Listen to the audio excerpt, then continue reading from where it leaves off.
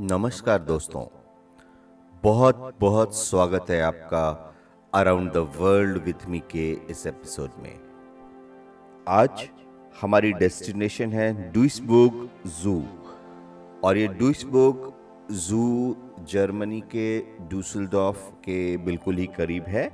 और डुसेल्डॉर्फ एयरपोर्ट से यहाँ पर बिल्कुल आसानी से बस से या बाई रोड पहुँचा जा सकता है। डुइसबर्ग जू एक ऐसा जू है जिसको एस्टैब्लिश किया गया था 1934 में। यह जू लगभग 15.3 हेक्टेयर की ज़मीन पर है और यहाँ जो स्पीशीज़ लाए गए हैं वो लगभग 280 स्पीशीज़ इसके अंदर हैं। सबसे इम्पॉर्टेंट अट्रैक्शन इसका डॉल्फिनेरियम है, जहाँ डॉल्फिन्स का शो होता है। इसके बारे में बाद में बात करेंगे। दूसरी चीज़ जिसके कारण ये फेमस है वो है मेडागास्कर से लाए हुए कोआलास का ये एक बढ़िया ब्रीडिंग सेंटर है। यहाँ अलग अलग ओकेशन में छुट्टियाँ मनाने लोग आते हैं। ये जू डुइसबर्ग के एक फॉरेस्ट बॉर्डर पे, मुलहाइम के फॉरेस्ट बॉर्डर पे एस्टैब्लिश किया गया है और अप्रोच के लिए नेशनल हाईवे A3 इसके बिल्कुल ही पास से जाता है। तो ये जो डुइसबुर्ग जू है ये बिल्कुल एक छोटा एनिमल पार्क के रूप में पहले इसको शुरू किया गया था। यहाँ पर शुरुआत में बहुत सारे एलिफेंट्स रखे गए थे और टर्टल्स रखे गए थे। लेटर ऑन अलग अलग तरह के बर्ड्स और एनिमल, जिसके अंदर टाइगर भी बहुत ज़्यादा इम्पॉर्टेंट है, वो भी यहाँ पर एस्टैब्लिश किया गया था। वर्ल्ड वॉर सेकेंड के समय 1939 में इस जू को बंद कर दिया गया था और फिर 1946 के बाद इस जू को वापस ओपन किया गया था। ये एक ऐसा जू है जिसको यूरोप में पहला एलिफेंट रखने के लिए जाना जाता है और यहाँ पर कुछ कोल्ड स्टोरेज जैसी जगह बनाई गई है जहाँ पेंगुइन्स और सील्स भी स्टोर किए गए हैं और रखे गए हैं। सबसे इम्पॉर्टेंट एरिया डॉल्फिनेरियम है, जिसके बारे में जैसा मैंने कहा कि इसके बारे में बाद में बात करेंगे। और इस जू में एक वाइट व्हेल लाया गया था 2004 में, तो जिसको लेकर एक कंट्रोवर्सी भी हुई थी कि इसको इस जू में उसको इलीगल तरीके से लाया गया है। एनीवे, इसकी बात कंट्रोवर्सीज की बात ना करते हुए अगर देखें तो ये जू रिलैक्सेशन के लिए, जानवरों को देखने के लिए बहुत ही इम्पॉर्टेंट है। खास करके यूरोप में जो अलग अलग जगह से, मेडागास्कर से और टाइगर्स जो यहाँ के नेचुरल फौना में नहीं होते हैं, उन चीज़ों को यहाँ पर स्टोर किया गया है, रखा गया है।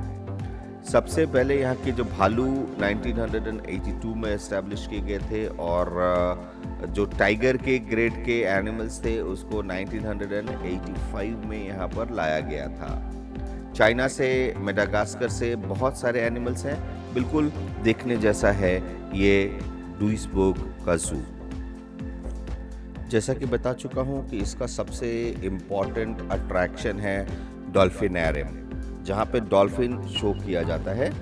तो ये कम से कम यहाँ पर जो इसकी शुरुआत की गई थी, ये 7 बॉटल नोज डॉल्फिन जिसको कहा जाता है, उसके साथ इसकी शुरुआत की गई थी।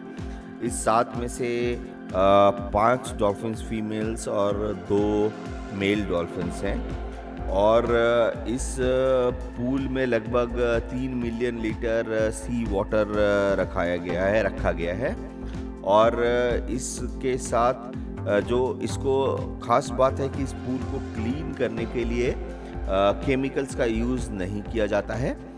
अलग तरह के स्पेशल यहाँ पर वाटर क्लीनिंग इक्विपमेंट्स इंस्टॉल किए गए हैं, तो वो यहाँ पर है।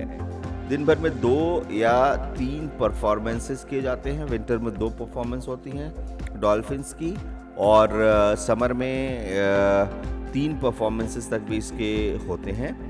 और ये इतना शानदार परफॉर्मेंस होता है कि डॉल्फिन्स की जो मूवमेंट होती है बिल्कुल ही कोऑर्डिनेटेड होती है। बहुत ही शानदार तरीके से सारे के सारे डॉल्फिन्स को ट्रेन किया जाता है और ट्रेन करने के बाद ये डॉल्फिन उसी हिसाब से शो परफॉर्म करते हैं।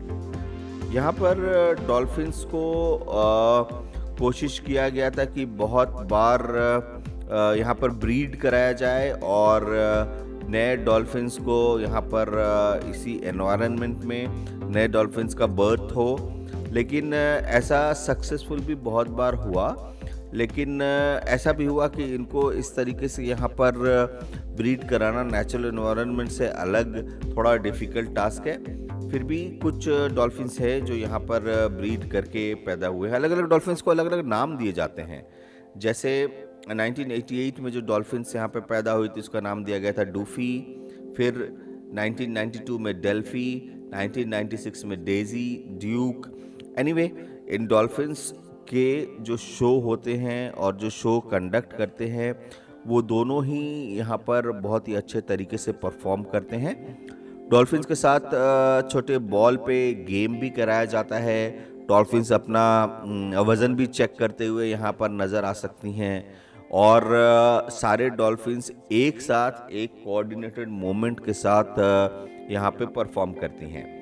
और इसीलिए कहा भी गया है कि डॉल्फिन्स एक बहुत ही इंटेलिजेंट मैमल है, इंटेलिजेंट एनिमल है। तो ये डॉल्फिन का शो देखना बहुत ही शानदार रहता है। ज़ू एक मेरा मानना है कि एक ऐसी जगह होती है जहाँ पर आप एनिमल्स को जिन्हें आप खतरनाक समझते हैं उनको एक तरह के नेचुरल एनवायरनमेंट में देख सकते हैं और ये बहुत ही सूदिंग इफेक्ट होता है, मन को बिल्कुल ही शांत करने वाला होता है। तो दोस्तों, जब भी ज़ू देखने का मौका मिले, मैंने बहुत सारे ज़ू को कवर किए हैं, लेकिन ये डॉल्फिनेरियम के कारण डुइसबर्ग का ज़ू एक इम्पॉर्टेंट स्टेटस रखता है। डुसेल्डोर्फ आना हो तो डुइसबर्ग का ज़ू भी एक डेस्टिनेशन हो सकता है। अपना बहुत बहुत ध्यान रखिए। मिलते हैं अगले बार किसी और एपिसोड में। तब तक के लिए बाय बाय, टेक केयर।